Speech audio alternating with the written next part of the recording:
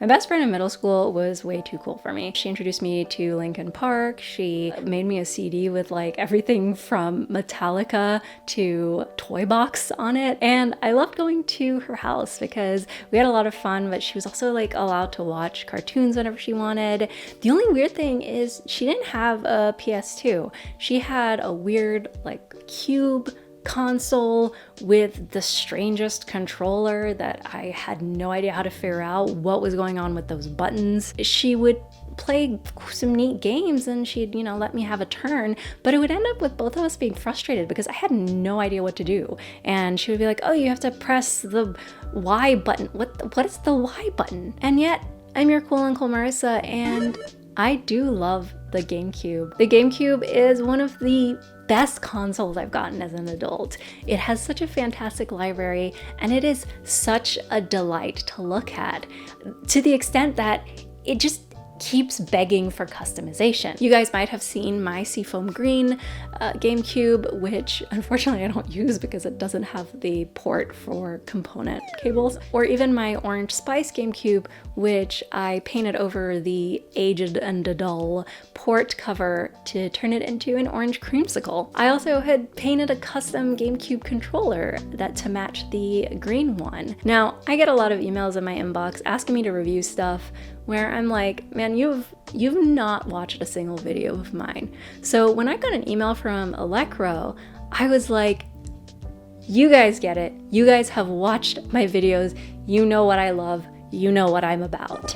They sell the PhobGCC board, which is the key to creating an absolutely completely custom GameCube controller. So let's talk about both of these. What is Elecrow? Elecrow is a PCB fabricator. They also do 3D printing, and they also sell a lot of stuff in their partner marketplace. That's things like the PhobGCC motherboard, things like add-ons for the Flipper Zero, things for Raspberry Pi, screens, like a ton of stuff for DIY electronics. And what is the PhobGCC? The PhobGCC is an open source project that has been around for a while now, though I have heard of it only through Elecrow, and it is all about creating a super custom controller. It's got Hall effect sticks. You can customize your button maps, anything from like just modding your Z button switch to being like something clickier or less clicky, whatever works for you.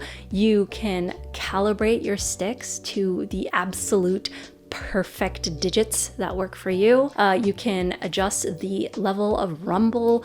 Everything is customizable on it. So when Elecrow reached out to me and asked if I wanted to work on this and share it with you guys, absolutely. Now, the first thing that surprised me when I got it was I don't know, I was really expecting another micro soldering project with a blank, clean PCB, but no, everything is on the PCB. All the micro soldering is there. While you do still need to solder for this project, you need to have like a competent level of soldering. You do not need to be like super advanced. You don't need like things like a hot air gun or a hot plate or anything like that. Don't need a microscope. And for $16.50 for an assembled board, I feel like that's a really fair price. They also come in 4 cool colors. They sent me a black one, but they also come in green, blue, and white. So if you're going with, for example, a transparent shell, that can add a lot of flair as well. So initially I was planning to kind of just go the third-party route and just put together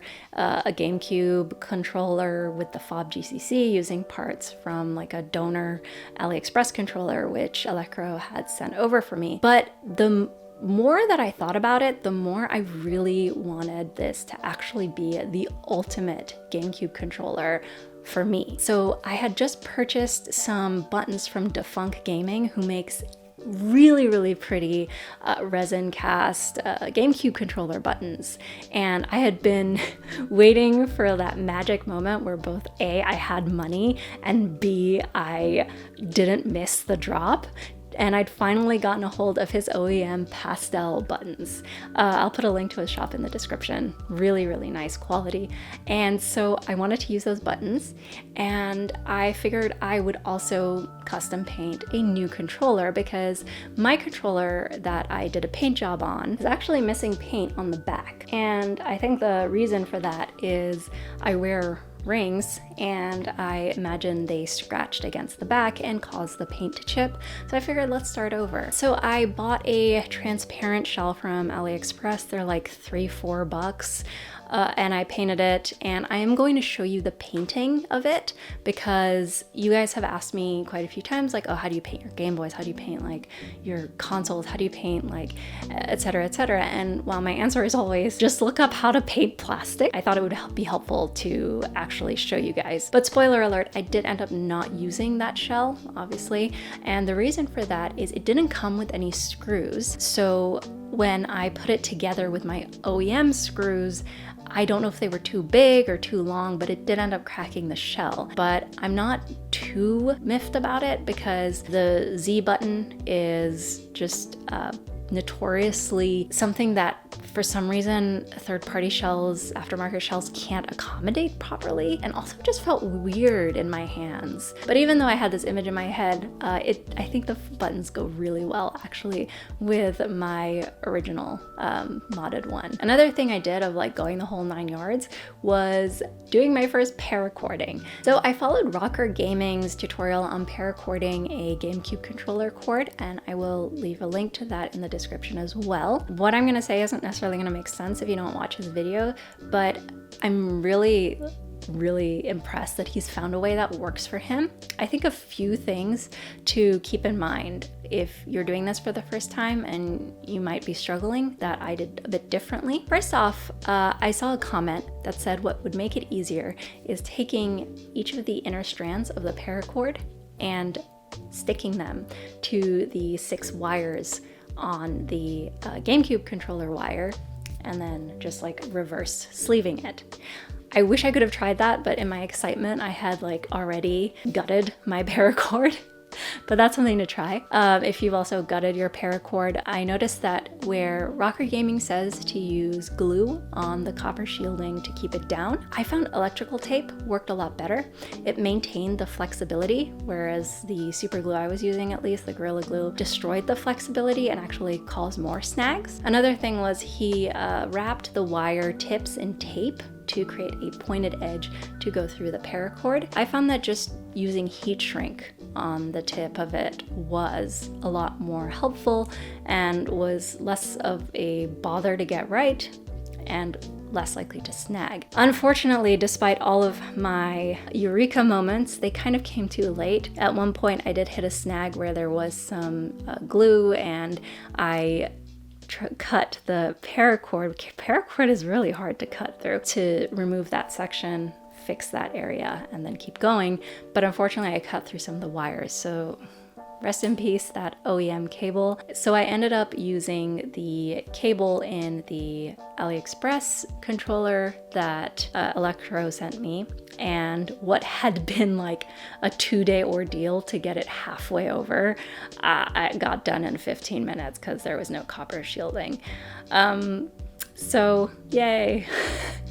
Now, I don't think that if you're using an OEM cable, you should take off the copper shielding, because copper shielding is very valuable. If you're gonna do that, just use like an AliExpress controller or something. But what I would suggest, and what I would actually like to try next time, and maybe even replace this cable, is if you go to Liquid Cables, which I've included a link in the description as well, you are able to learn how to make your own cable. And the cable that they use, it has the 5 strands in it already, and you can paracord over the rubber sleeve. That is much easier than any of these compromises, and that's something that I'm excited to try. But check out Rocker Gaming's video as well as Liquid Cables, see what's right for you if paracording is something you're interested in doing. And now let's talk about the PhobGCC and what you need for that. So you need the motherboard. The motherboard is 1650 from Elecrow. You will also need 3D printed mounts for the Hall effect sticks. So those will go on your sticks and you will put your little magnets in them.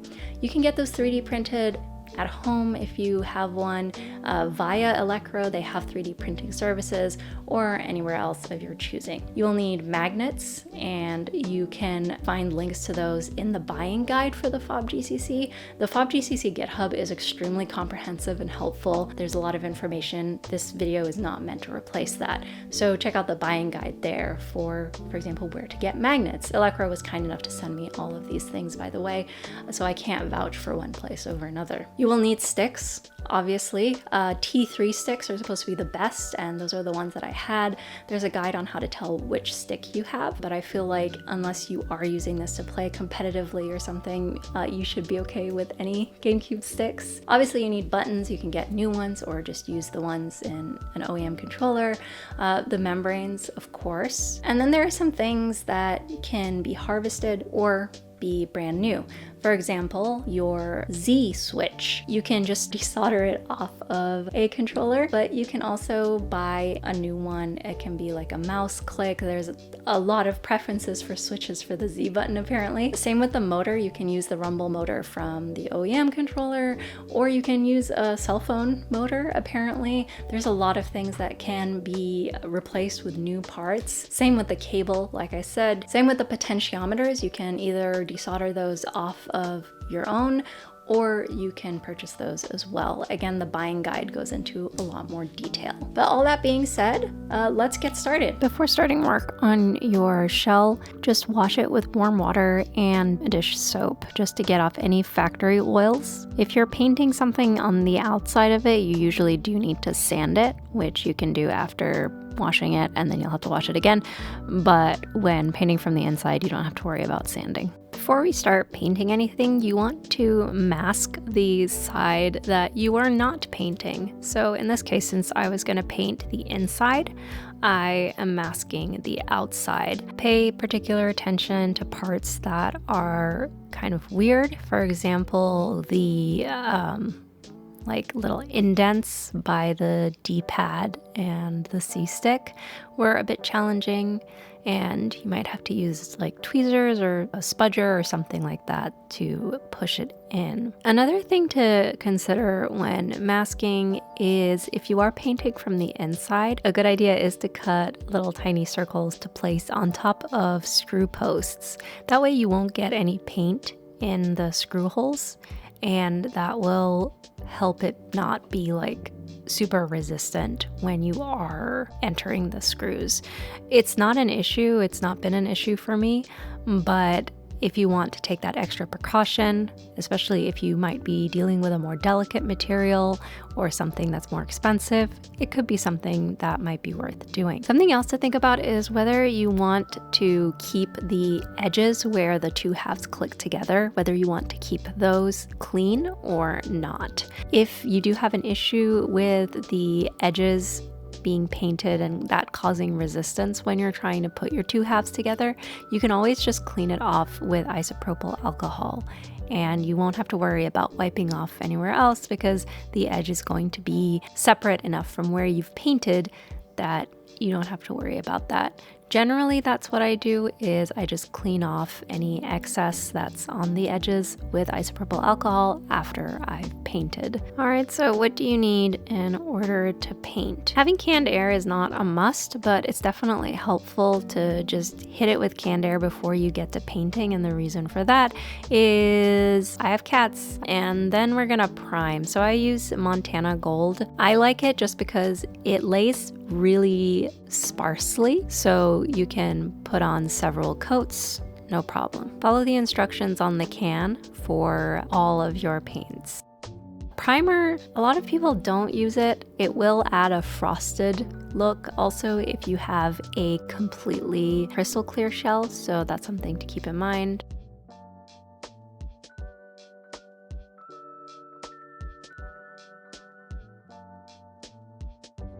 And then I'm using the acrylic paint. I typically do 2 passes. One pass is horizontal and one pass is vertical or opposite diagonals. And I highly recommend hitting it with a coat of clear coat.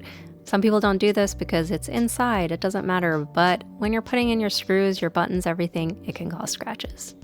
Disassembling a GameCube controller is really easy. Just a regular small Phillips screwdriver and you've opened the board. And I just want to show you how to pop the motor off.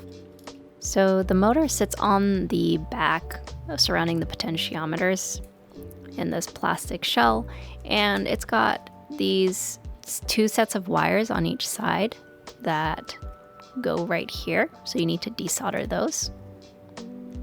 Same on the opposite end.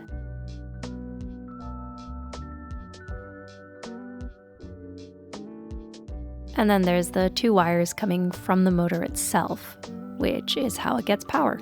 So you need to desolder those, and then it just comes right off.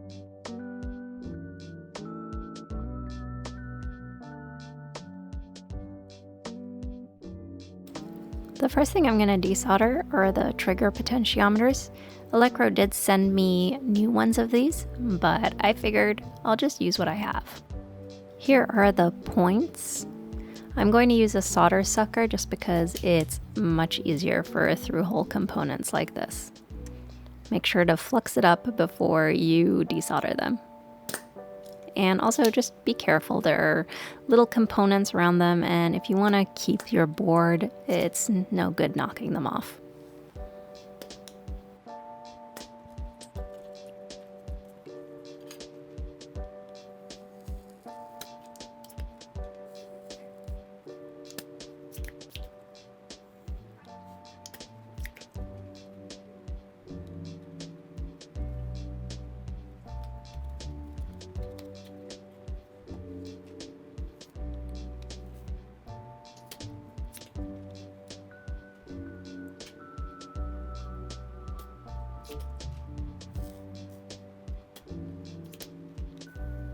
Once you've got the solder off, the potentiometers just pop out, no problem. You might need to wiggle a bit, but pretty easy. You don't need to see that twice, so let's move on over to the Z Switch, if that is something that you'd like to harvest. This one is pretty easy to take off, it's just 4 points.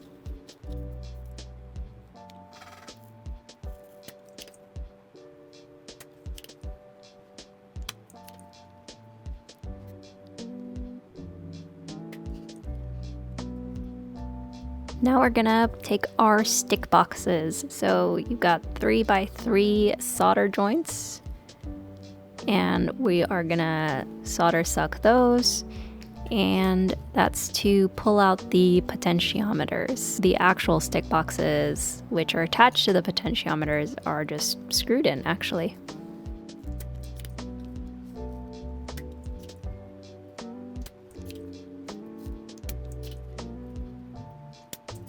So let's go ahead and unscrew those. There are 2 screws per stick box.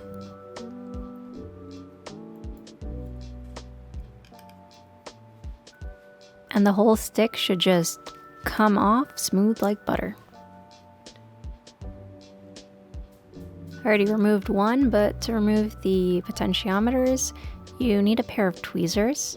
And you just put those in to where the potentiometer is snapped on to the stick, and use the tweezers to pop them off. And there you go, you have a bare stick. Exactly the same thing on the C stick. 6 solder points where the potentiometers are, 2 screws on the stick box.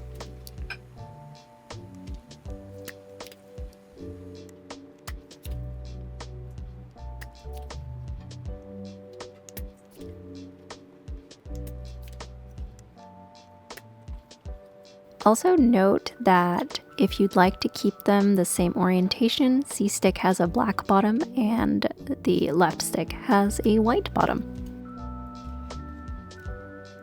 Now to prep the stick boxes for the Hall effect magnets. We're just gonna clean off all of the grease and whatever with isopropyl alcohol first. I won't bore you with cleaning both sticks. Then what we do is we take a hobby knife or sandpaper or whatever to the little nubs where the magnet holders are going to sit. The reason we're doing this is to make it more receptive to glue, because we are going to glue on those holders. Diagonal cuts are always a great idea for even coverage.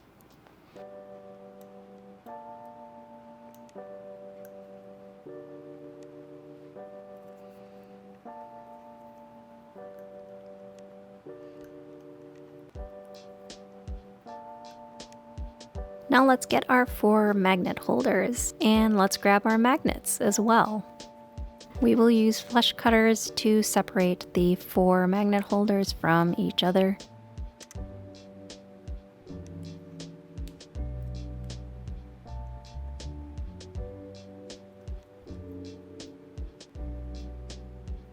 And then we'll just pop 2 on each stick box onto the little nubs that we had scratched up for the magnets. They'll be oriented with the magnet hole on the bottom, kind of egg-shaped.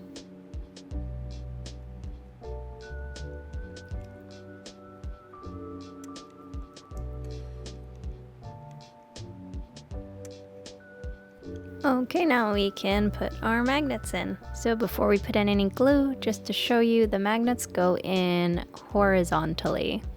So wide side, just like that.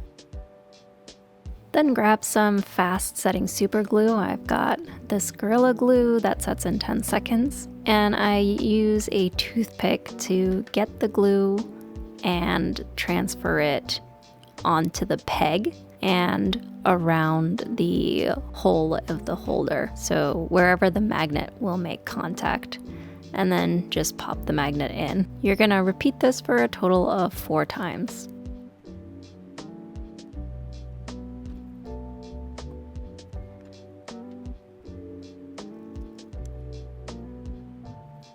This is what your finished stick will look like with the magnets set on it, and just set it aside to cure. And again, I won't bore you by doing this twice. It's the same for both sticks. Now, while that's curing, let's move on to the actual motherboard.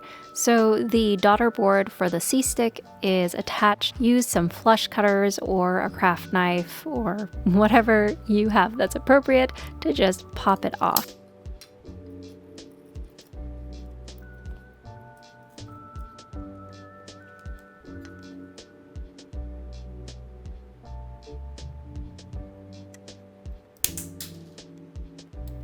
Before we solder anything, we need to flash the firmware. So we're gonna plug a micro USB in, and we're gonna press and hold that button while we plug it in. We can get the firmware at the PhobGCC GitHub. Just go to the firmware update guide and hit releases, and you should be able to download the UF2 file from there. Just drag and drop it into the mass storage device for the PhobGCC, and it'll automatically install and exit out of the PhobGCC, and you can unplug it and we can move forward. Let's start by soldering on the Z switch. Just pop it in and make sure that it is nice and flush against the board. Again, the Z switch can be a difficult area to get fitted, so you don't want it to be popping out or leaning down or anything like that.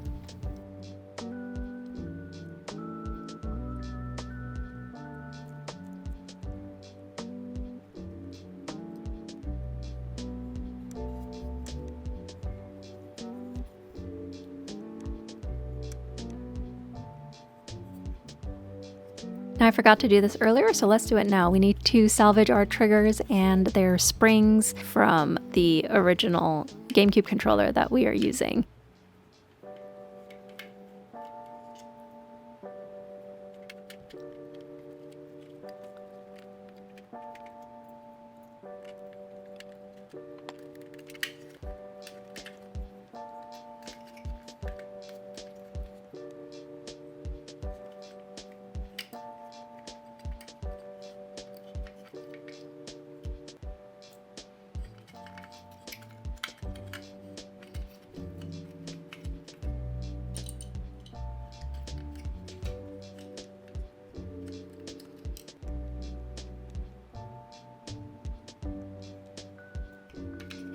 Now let's get back to soldering with our trigger potentiometers. Remember, these go on to the back, and then we will do the soldering on the front.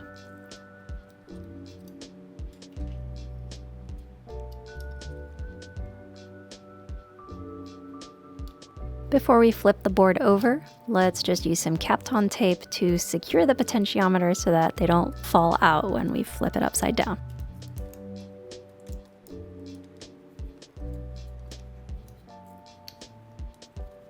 I am super speeding this up because all you can see is my hand. But with the left one, again, be careful because there's a lot of components on the left side around the potentiometer solder points. So just make sure that you don't knock anything off. If you need to, cover them with Kapton tape.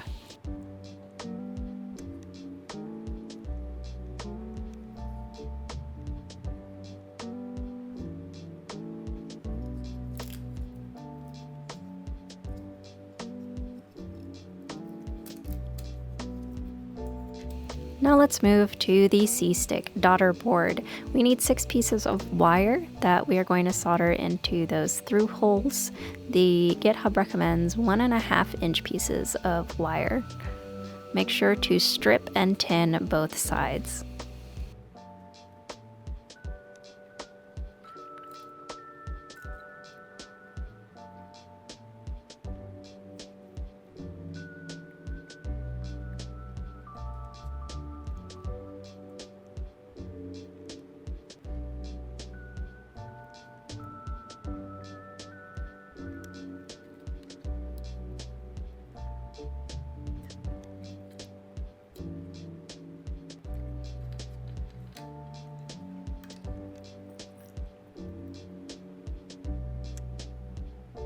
Alright, now to attach the wires to the main motherboard, we'll need to elevate the motherboard and place the daughterboard underneath, and that way we can just lift up the wires and solder them.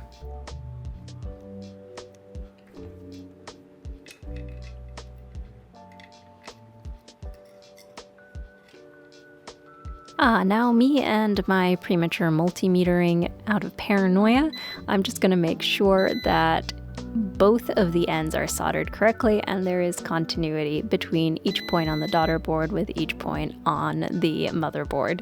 And since that's all good, I'm just going to clean up the areas with isopropyl alcohol.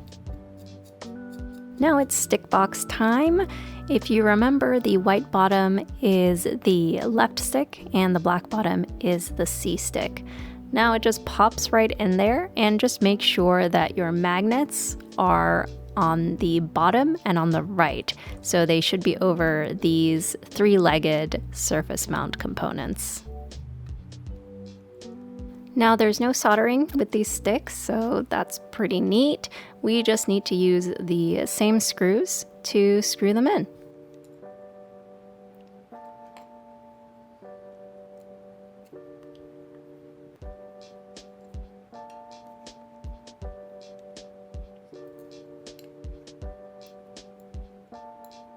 And it's the exact same process for the C-stick. Again, make sure that the magnets are aligned to the 3-legged SMDs. Once again, those are on the bottom and the right.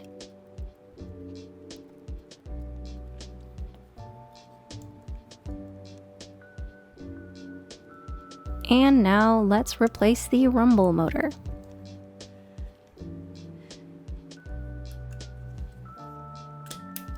It doesn't matter which of the 2 braided wires goes into which of the 2 holes.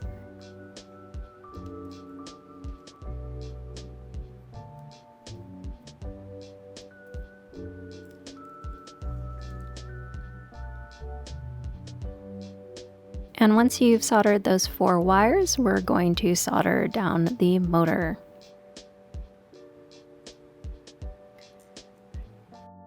And make sure to tuck those 2 wires into that little plastic hook so they don't get caught when you're closing the shell. Finally, we're going to reattach the cable wires. If you're using OEM wires, you can just plug the cable holder in and solder that with the directions that are on the board itself. If you're using third-party wires like me, generally red is data, ground is black, 3 volts is green, 5 volts is white, and either the yellow or the blue, in my case, is ground. If you don't have the connector, just go ahead and flux it up and tin your cables, and you should be able to arrange them neatly.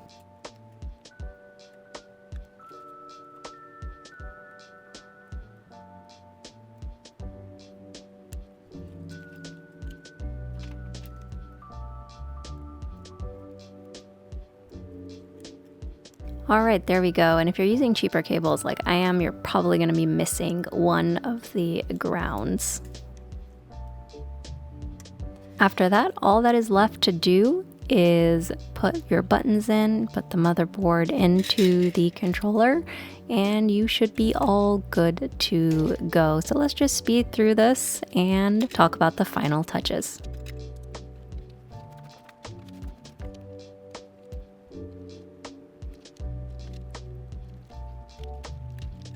Quick little interlude here, make sure that you wrap your cable around that little peg and then S-shape it up.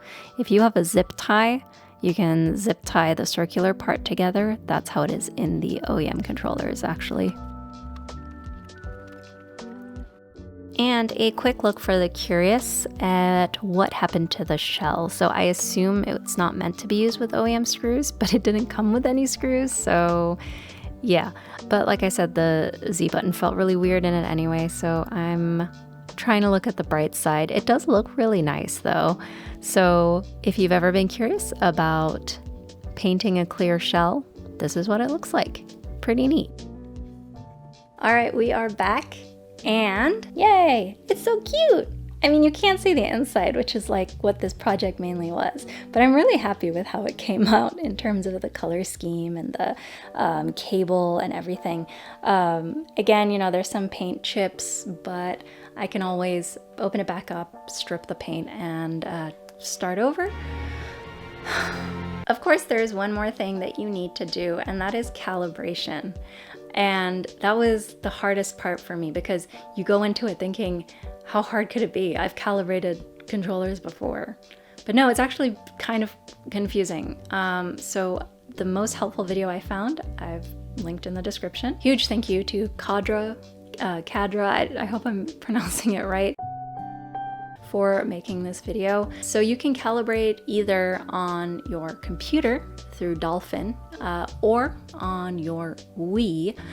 Yes, the dreaded Wii. So I did get an adapter for my PC to try to calibrate it on Dolphin, but the adapter was no good. Apparently you have to be very picky about them, and buying a $10 one is not the answer, even if it did work with my OEM controller. But also it says on SmashScope's page, SmashScope is the ROM you will use to calibrate, they say that the Wii will provide more accurate results over a computer and Dolphin. So I had to pull out the old ball and chain, one of my top consoles that I don't like, and I had to put the motion bar and put batteries in the Wiimote and then plug the normal controller into the Wiimote so I could open this and then plug in. Oh my god. The Wii is great, it's wonderful. It's just like, if you don't have it out constantly and set up, it is such a pain to pull out and set up, which is my situation. Anyway, even then I was quite confused. So the video was a big help. Some things to note: your sticks will not do anything. They will not move on screen, nothing. They will not work. They say that you have to press B to activate the sticks. When you press B to activate the sticks, you will not get any visual confirmation they've been activated. If you move them, it's not gonna move. You just press B and, you know, it has happened. And then you go into calibrate the sticks, and when you go to calibrate the sticks, by pressing the button combo to do so, after pressing the button combo to get out of safe mode, what you see on the screen for the C stick is what you have to do with the left stick to copy that. So that's something that caught me off guard because it doesn't tell you, SmashScope doesn't tell you. And then it goes into some weird places, which again, that video I linked will explain. Those are Firefox notches. I don't have, I didn't even know, I still don't know what those are. So, you know, you ignore them. Definitely follow through that video step by step, or watch it and then do it, because I was really confused a few times. It doesn't give you instructions on SmashScope. In terms of troubleshooting, essentially the only thing that could go wrong is the soldering onto the C-stick daughterboard. So just make sure that those are strong joints and you don't have bridges. If you're having issues, that would be the thing to check. The only issue that persisted for me was with Swiss, actually. So I have Swiss set to boot on my GameCube when I press and hold A, just because I like to start in the default environment. Usually I'm gonna be playing discs. I don't need it to go into Swiss first.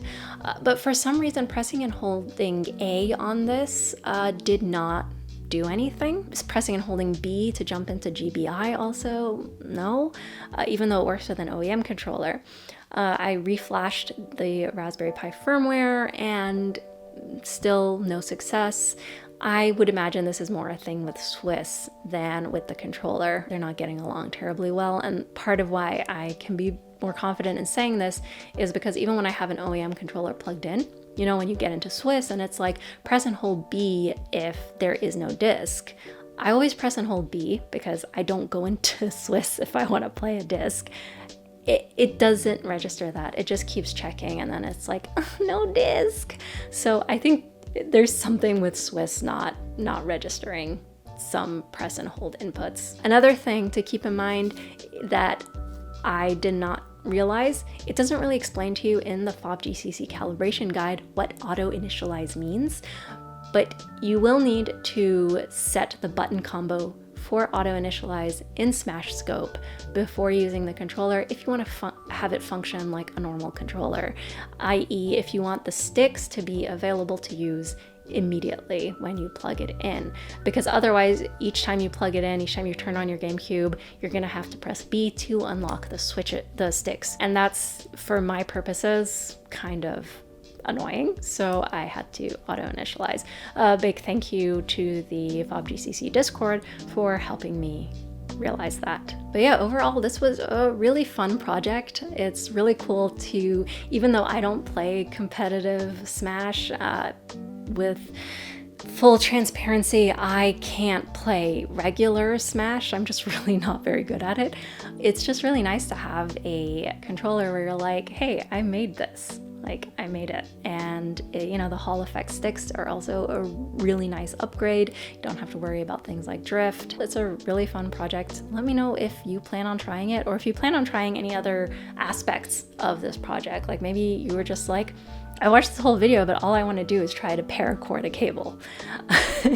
But it's a pretty straightforward project too. Aside from the calibration and secondary things that had nothing to do with it, like the paracording and the painting, everything was really easy.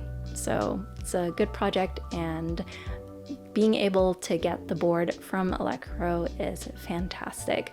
I have a link in the description to the product, and also just a huge thank you to my rep from Elecrow. She was really, really sweet, and I feel like I'm really lucky. So thank you for reaching out. And a huge thank you to my Ko-fi supporters. I am recording this on June 1st. Happy Pride Month.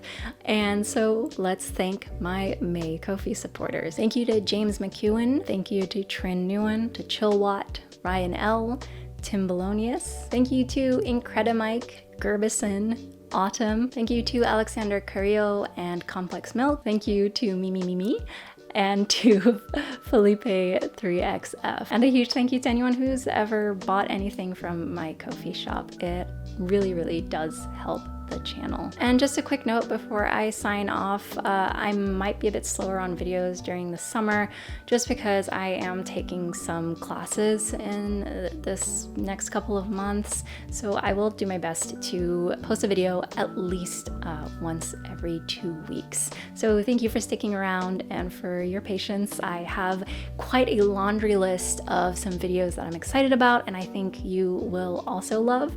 So your patience is much appreciated as I just find the time to get to those. As always, remember, Cool Uncle loves you, and I will see you in the next one. Bye-bye.